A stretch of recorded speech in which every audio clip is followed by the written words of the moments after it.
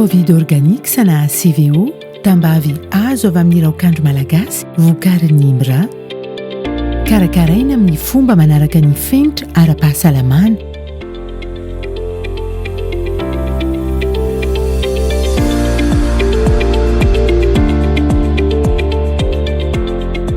Rano voadio sy voasivana no ampiasaina.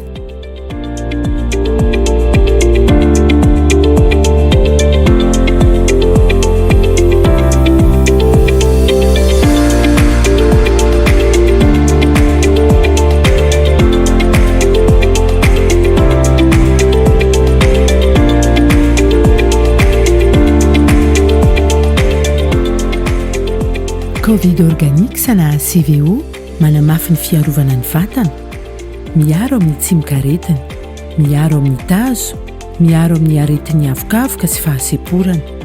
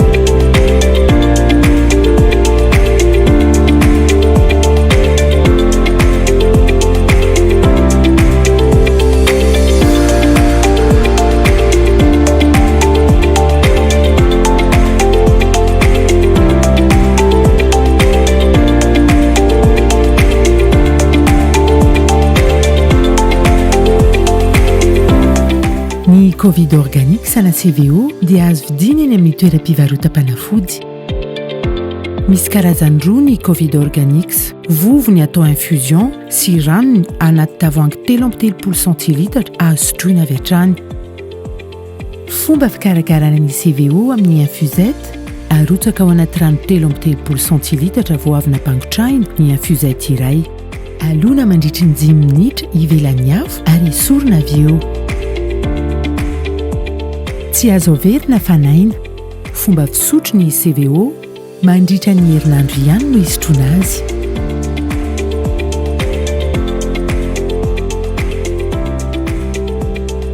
Ho an'ny zaza roa taona hatramin'ny 5 taona, 12 centilitra na atsasaky ny tavoahangy 3.3 centilitra isaky ny 2 andro.